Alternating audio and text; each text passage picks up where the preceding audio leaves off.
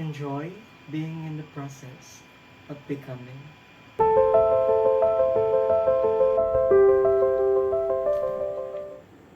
Hi, I am Val, and I'm proud to say that I just conquered the so far hardest year of my life.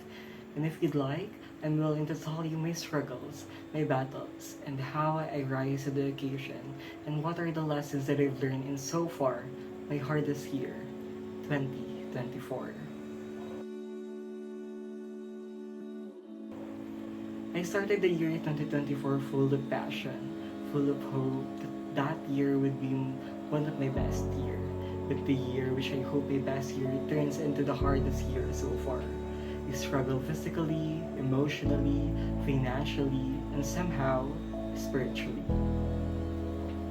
My school is 2 hours away from my home, which means I need to travel 4 hours a day just to go to school, study, and go back home again. And to imagine that, that was a lot of physical work, and unfortunately, commuting led me to some sort of illness. No phone for 2 months. Imagine how much boredom and anxiety a teenager nowadays would have without any access to any type of communication and social media. And sadly, I'm one of those unlucky teenagers.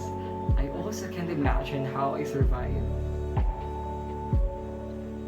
And of course, as a person, I struggle a lot emotionally.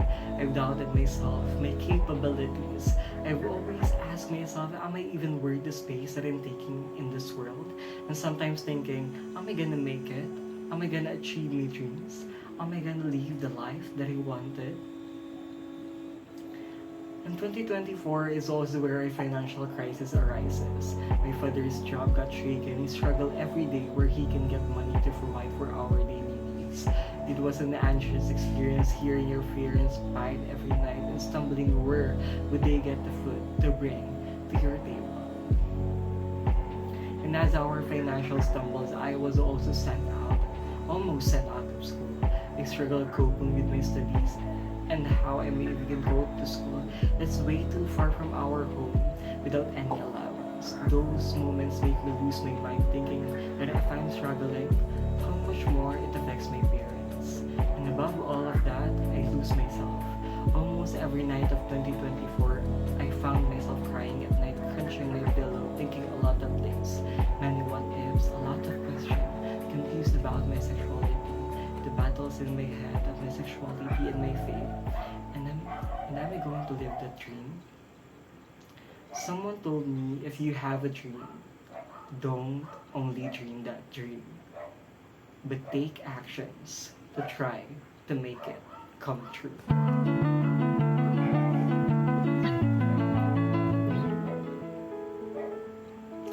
All of us are eager to achieve our dreams. We were like running in a marathon, stepping one step in 1 second. But I've learned to calm down. I've learned that each one of us, we have our own pace. We have our own time. In 2024, God reminded me that there is nothing, absolutely nothing to worry about because He already went ahead of us. He has gone out before us. Nothing to surprise Him anymore because all of our days have already been laid out before Him, and all I gotta do is trust His words and obey it. 2024 was such a roller coaster year. There were many times when life felt unfair, but looking back now, I see how much I've grown through it all. Each challenge seems overwhelming at that time, but each one taught me something I needed to learn. And one of those is that life doesn't always turn out the way we planned, and that's perfectly fine. So forgive yourself for not being able to follow the timeline you had in mind. Even if you sometimes feel like you have no idea where life takes you, I hope you can always hold on to the tiny hope that one day you'll be able to live the life that you always wanted. And always remember to be gentle with yourself. It's your first time living too. You're still human. You're not perfect, and you're learning. And it's okay to fail, to break, to feel lost. You're not here to carry the world perfectly. You're here to live, to try, to become better. As the tree bends so it does not break, but it carries the memory of the storm, Be a tree that stands tall no matter what happened in your life.